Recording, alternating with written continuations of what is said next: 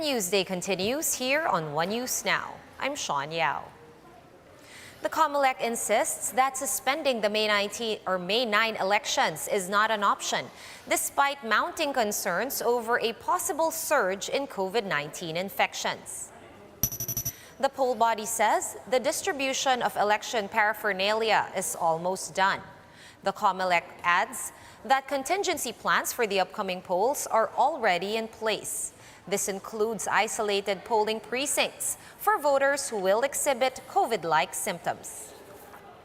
We made some preparations. Meron na po tayong mga contingency measures. And in our election day, we have our CEMAC, COMELEC Emergency Monitoring Action Committee. So to answer all those problems. So kaya po sigurado po tayo, suspension is not an option. The Robredo-Pangilinan tandem is not keen on endorsing another senatorial candidate after dropping Senator Mig Zubiri from their slate. Vice President Leni Robredo said they will let voters decide on who to vote for in lieu of Zubiri. The senator was dropped from the Robredo-Pangilinan Senate slate after openly endorsing Bongbong Marcos for president. Ang problema kasi natin ngayon, oras eh. Talagang wala ng oras. So, ako basta sa akin, ang pakiusap ko na lang sa kanila, kayo na magdesisyon, basta ako, all my waking hours, nasa kampanya na ako. And Mayor Isko Moreno visits Bacolod City as part of his campaign in the Western Visayas. Romel Lopez with the details. Supporters filled the City Hall of Bacolod as they welcome Manila Mayor Isko Moreno. The city mayor personally greeted Moreno and his team. Moreno sees this as a proof of the silent majority backing him. Hindi ako makapulot ng salita at everywhere we go, nakaka-touch. Matutuwa ka talaga yung silent majority. Feeling ko baka mali ako. Feeling ko ayaw na talaga na tao ng away ng pula at dilaw.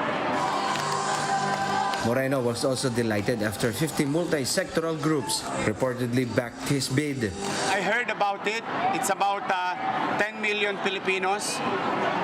Yung composition ng 50 groups, multi-sectoral. I heard about it. Moreno also isn't letting his survey rankings bother him. He notes that during the 2019 mayoral race, he only ranked third in the surveys but won anyway. Lumabas sa eleksyon, 51% ang nakuha kong mandato. Super majority. Tahimik lang pala ang tao talaga. They are volunteering. Di ba? You lose some, you gain some. The Action Democratico standard bearer will return to Luzon after the Western Visayas leg of his campaign. Team Action will then visit Northern Luzon and NCR before heading to Southern Luzon. For News 5, Romel Lopez. We are One News. We'll be back with more stories after this quick break. Keep it here on One News.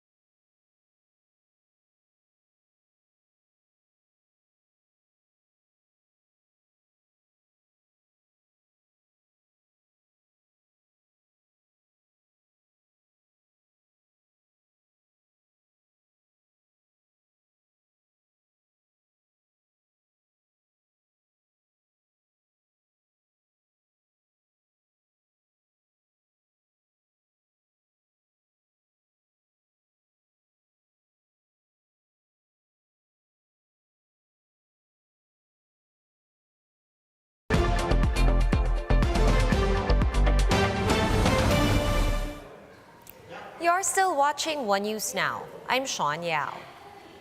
22 fishermen whose boat was rammed by a Chinese vessel back in 2019 will finally be compensated after almost 3 years.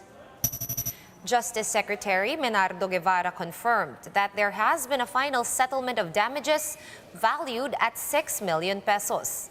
Guevara says the owner of the fishing boat will receive the amount on the group's behalf. The 22 fishermen were aboard the FB Gemver when it was rammed by a Chinese vessel near the Rectobank in June of 2019. And here's a quick look at today's other top stories.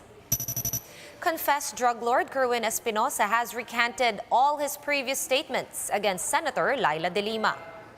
In a signed counter affidavit, Espinosa says that he has had no dealings with De Lima. He added that he was just coerced to make false statements against the senator. Grab Philippines is asking the LTFRB to allow more ride-sharing drivers back on the roads to offset passenger demand. The LTFRB recently opened 8,000 TNVS slots, but the ride-hailing app says this is not enough to meet the increasing demand from the riding public. And in sports, Pinoy wunderkind Kai Sotto will be joining the 2022 NBA draft in June. Sotto is looking to be the first homegrown Filipino to make it to the NBA after spending the past year in Australia playing for the Adelaide 36ers in the Professional League. For more updates, visit News 5, The Philippine Star, and Business World online. Visit our website, onenews.ph, for more in-depth analysis. You can also catch One News on the Signal Play app. Register for a free account at www.signalplay.com and stream One News live anytime, anywhere. Masks on, wash hands, and stay safe, Philippines. I am Sean Yao. We are One News.